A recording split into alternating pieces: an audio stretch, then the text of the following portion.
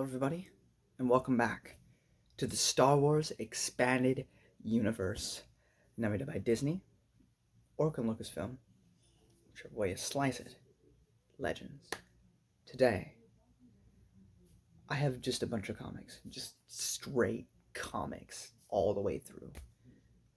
And we finish the first year of the Empire's reign, and officially enter, after this, 18 BBY, which may not seem like a big deal, but remember, 19 BBY, which is 19 years before the Battle of Yavin, is when Episode 3 happened. Which means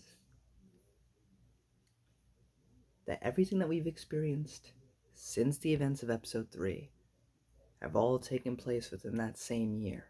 Which means after this, we actually move forward past Episode 3 time period, a full year of the Empire's reign.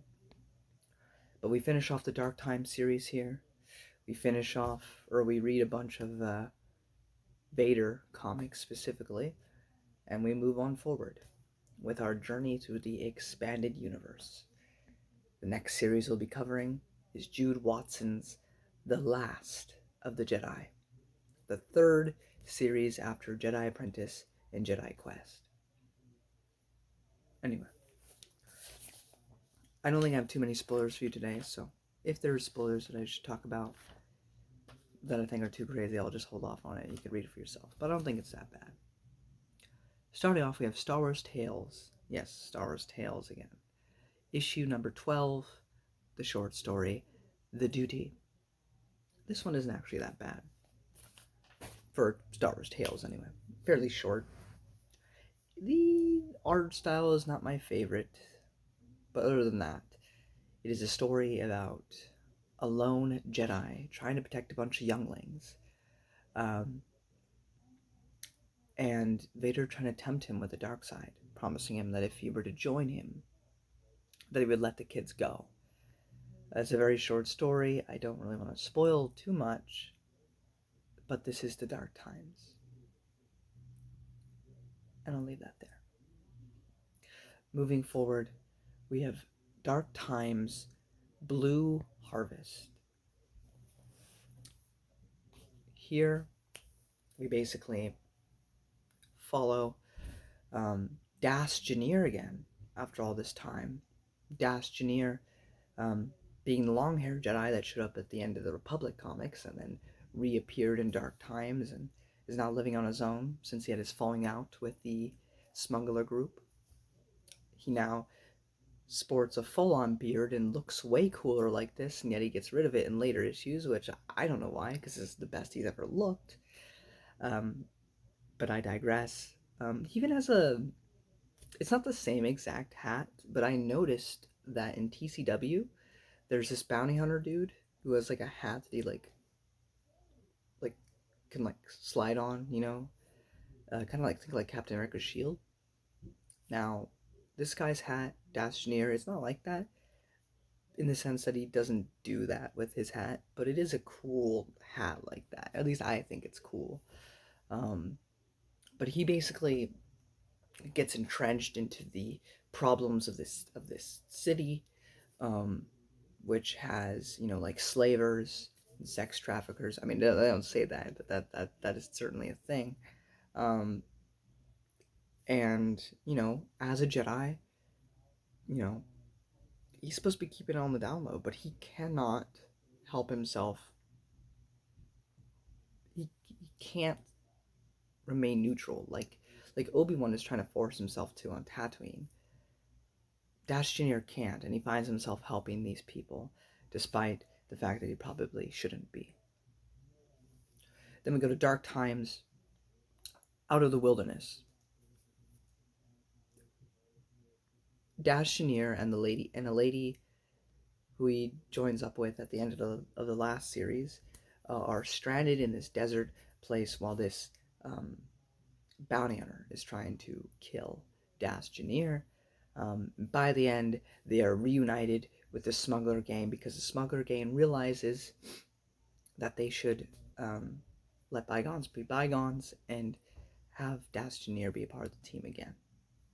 Now, this does lead to actually a bigger thing at the end of the series, because also in this series we get introduced. That might have been Blue Harvest. I don't remember. They kind of blend in with one another, and they're all technically part of the same series. But this bug Jedi shows up. I don't remember the name, the species of the bug, but it's a bug Jedi, and he joins the smuggler group and says, "Hey, you should probably find Dashni," and he convinces them that that'd be in their best interest. And we'll get to that bug guy later. Then we take a break from the Dark Times comics and go to Darth Vader and the Ghost Prison by Hayden Blackman. This is pretty great, and this is one of the later things made, which I feel like nearing the end of Legends, because by like 2013, early 2014, people knew that the EU was about to end, so they stopped trying. Why put on all this effort if all the stuff we're making isn't going to count anymore? A lot of fans are going to be like, well, it's not canon, so I don't care. Like, they're not going to buy it anymore. So a lot of people stopped. They just made quick cash grabs and just took that paycheck and left because they knew that the franchise was dying. One moment. Sorry. Slight interruption there. But yeah, I feel like a lot of the stuff near the end was more of a cash grab because the EU was running out and the new canon was in. So why waste the time and effort? However, this is by Hayden Blackman, and Hayden Blackman has been a part of the EU comics for a long time. He's written some of the best EU comics out there. Battle of Jabim, I'm fairly certain that too was Hayden Blackman, which is one of the most famous comic arcs during the Clone Wars. But here, the art, I love the art in this one, and the story itself, fairly decent. We got a deformed man who used to be normal, of course, before the Clone Wars. He was just a kid at the time. Now he's like a teenager, 18 maybe, 17, 19 at the latest. And he idolizes Vader. He's like, this dude is so great, and he wants to be like Vader. I mean, he knows he can never be a Force sensitive because he's just a normal dude, but he wants that sort of position. And why he doesn't have any ambitions against Darth Vader. Seemingly, he just wants to succeed and wants Vader to know it was him who succeeded. There was also at this time a coup against the Empire. A different person wants to be the Emperor. The reasoning is a very good one. I enjoyed it. And of course, with the help of the deformed man and Vader, also some prisoners they help escape from a ghost prison, which apparently existed, which this prison housed a bunch of Force sensitives. Basically, people who could easily get out of jail otherwise. And the Jedi just kept that hidden. Like a lot of the people Anakin defeats that are Force sensitives during the Clone Wars, the Jedi would take them to the ghost prison. And so Vader, there's some amazing scenes with Vader being in the Jedi Council chambers, looking at himself talk to the Jedi Council. That was just great. You get to see Moff Tarkin. You even get to hear the Death Star. The Death Star is being prepared right now, and we even get stuff with at the ghost prison, getting the heroes on both sides things, but for the Empire, like we have reasonable motivation for this one bald chick, as for a reason for why she would side with the Empire and not, the what would become the rebellion. It hasn't shown up yet. I mean, there's rebellions all around this 1 year. This whole year within Episode 3 has been full of rebellions and stuff, but nothing galaxy-wide. And so that was great, because that was one of the things I liked about Karen Travis's Legacy of the Force books, which I know if you're the quality autism audience, you don't like Legacy of the Force and anything Denning could ever make and whatever, but I loved, because yeah, the Empire Space Nazis, but you could make it so much more nuanced than that. You could actually have it be more, gray. I mean, still, because of the original trilogy, it's still fairly black and white. But with the addition of this woman, even if we never see her again, just knowing that she exists in the Empire, maybe she dies before the rebellion even starts, maybe she dies during the rebellion, maybe she lives to see the new Republic grow. I don't know. But what I do know is that she has a reasonable justification for wanting the Empire to thrive and for the Republic never to return. And for that, I absolutely loved this comic and everything it gave us. Going back to Dark Times, we have Fire Carrier. This one focuses on Crook again. Now, Crook is fairly separate from the events with Dash Janier and all the smugglers. Really, the only connecting factor is that Vader talks about how he wants to find Dash Janier and can't. That's the only connecting thread, really.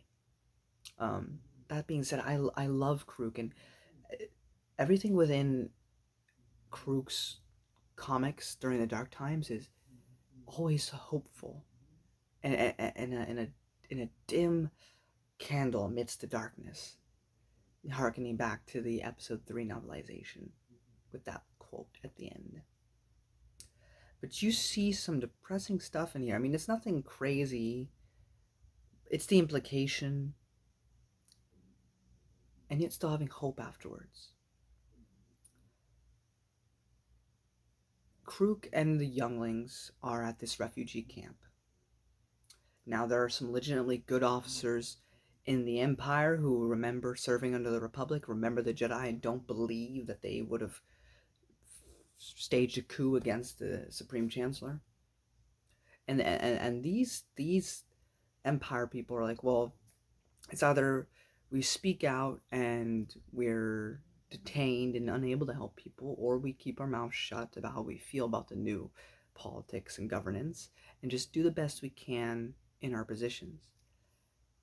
And these people really want to help the refugees, even though they're aliens, and Empire is notoriously racist against aliens. They're speciesist, but they don't, but they're trying. However, that's not what a lot of the other people that are already on that planet that are sick of those separatist scum want to do. So what do they do underneath the Empire's noses? They take man, woman, and child, put them in the transport, saying, we're relocating you to a better refugee camp. And this is a bit of a spoiler, but first time we only hear about it, second time we actively see it. We don't see the ending. We see ships open up the bottom portion and watch hundreds of people fall to their deaths. We don't get to see the impact. But our heroes don't save them. They can't. And that hit hard.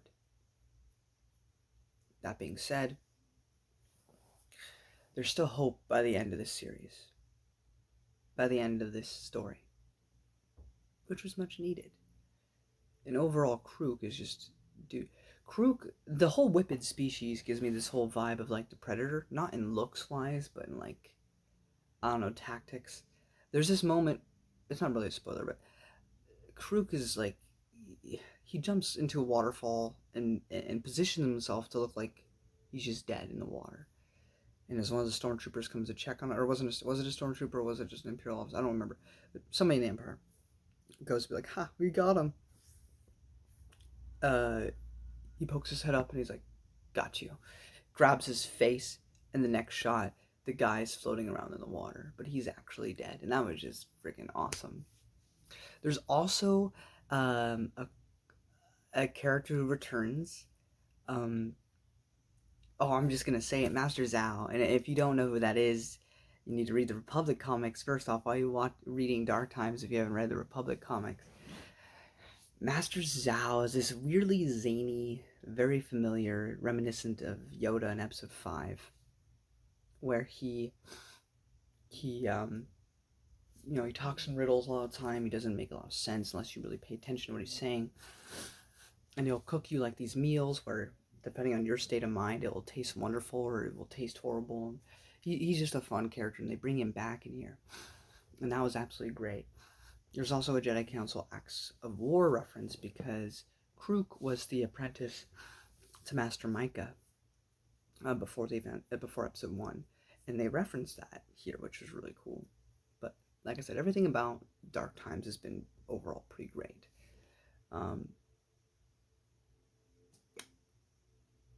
And yeah, moving on, we have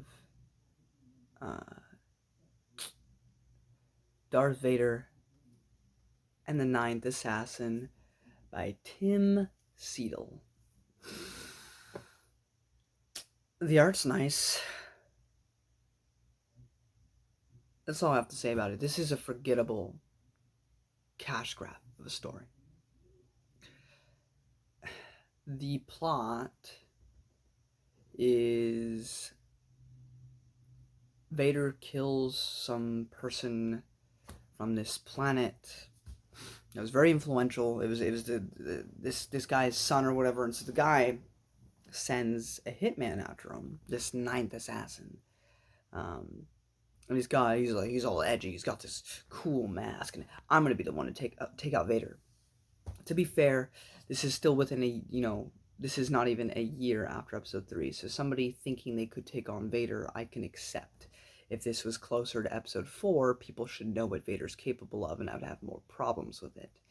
That being said, it doesn't justify anything because the story sucks. Vader ends up going to this planet, ends up meeting this cult that I don't think we've ever heard of before, hear about after, kills them all, kills the Ninth Assassin fairly easily, and calls it a day's work. Like I don't know, like it's beautiful, like the art's good, but it's nothing. Like you won't remember it in like a week after reading it. You just won't. It's not memorable in the slightest. So that was, I mean, if you're a Vader fan, like, I love Vader so much, then you're gonna get it. But this is one of the garbage parts of the expanded universe. Most of it pretty good. This was garbage. There was nothing redeeming about it besides the art. But like whatever, like there's a lot of Disney canon books with nice art. I've seen the art. I'm not gonna read the stories though. I don't know. It was not my cup of tea. Maybe you'll enjoy it. Darth Vader and the Cry of Shadows. This also, it's decent.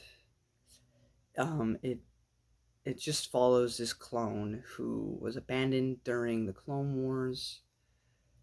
He finds out that the Empire is in charge now, finds out about Vader, also idolizes Vader, kind of like in the Ghost Prison, wants to serve Vader, do everything to please Vader until he sees Vader slice down a whole bunch of people. I mean, he sees Vader slice down a lot of people, but it comes to a point where he's just like, no, this is wrong, and he switches sides.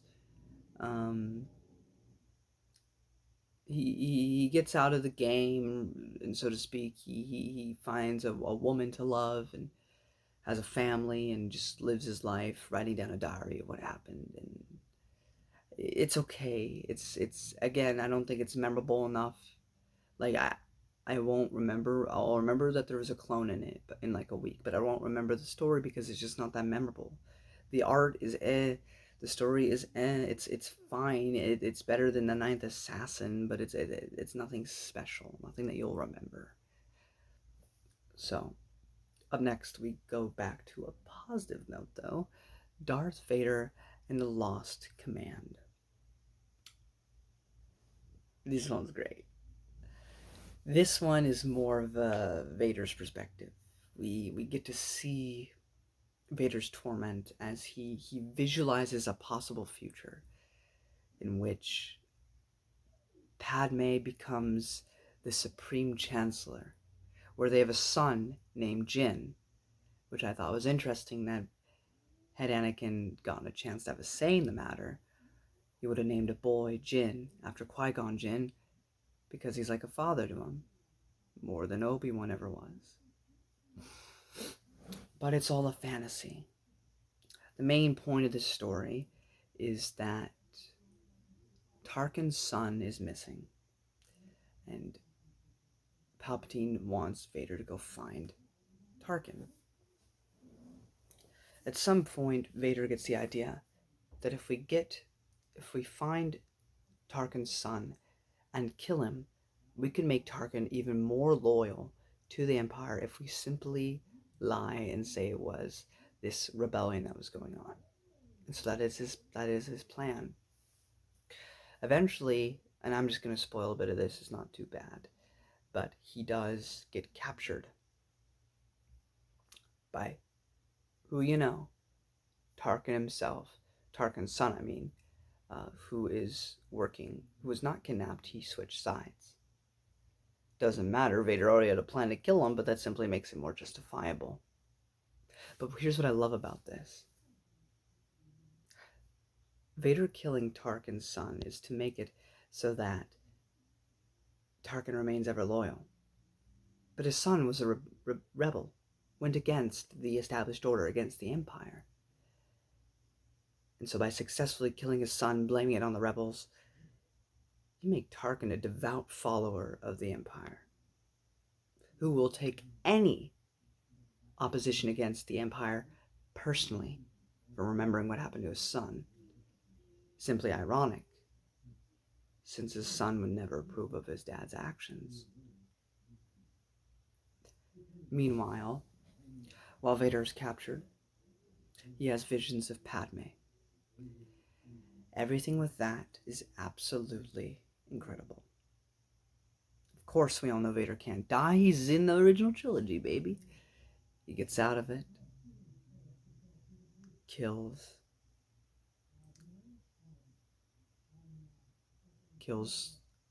Tarkin's son. But here's the thing. He finds out that the woman that Tarkin's son loves is pregnant.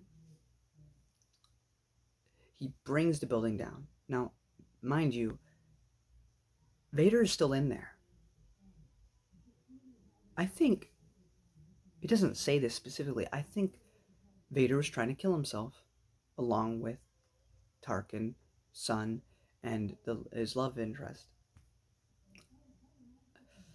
But he didn't die. And so he continues to serve his master. And I just love that.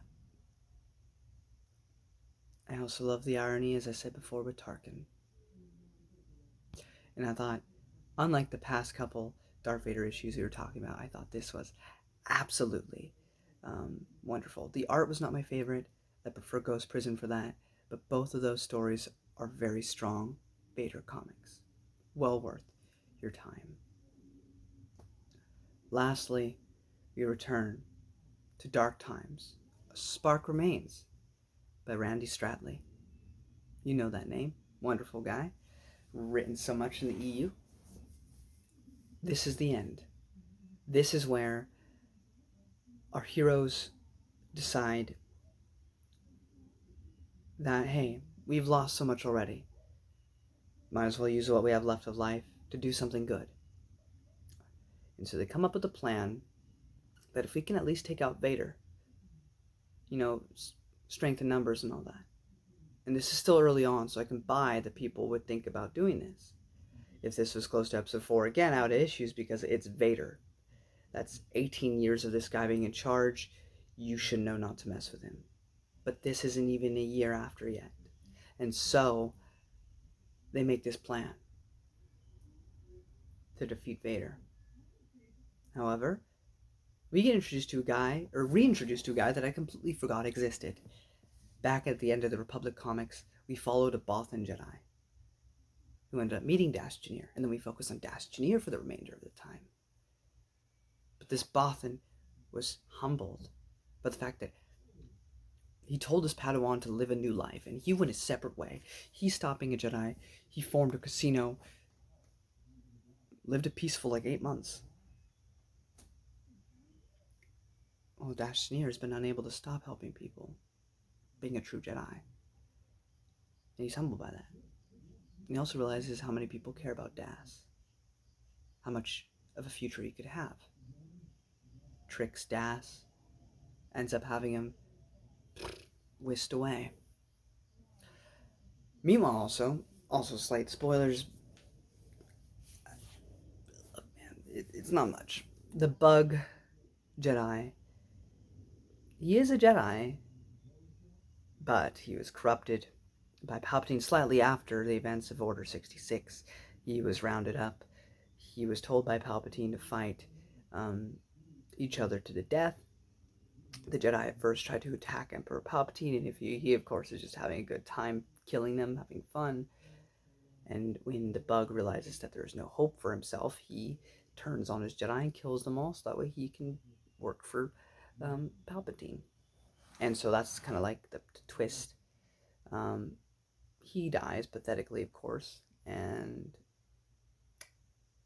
our heroes are left free. I don't know if we ever see them again. Perhaps they just have a happily ever after. But they will, from this point forward, not interact that bigly with the galaxy as a whole. They failed, not going to do that again, just going to live their life. And I think that's okay. Now I would like more Crook, of course, but overall, this Dark Times era, this literally still within the year episode 3 was great. And we still have a lot more of the Dark Times left to offer. Now at 18 BBY with The Last of the Jedi, returning to a character that we have not seen in quite some time. Ferris Olin, the school rival to Anakin Skywalker, the one who left the Jedi Order at the end of Jedi Quest. What's going on with Ferris Olin? I guess you have to come check back in to find out. Until next time, guys, may the Force be with you. And Darth Vader, freaking awesome.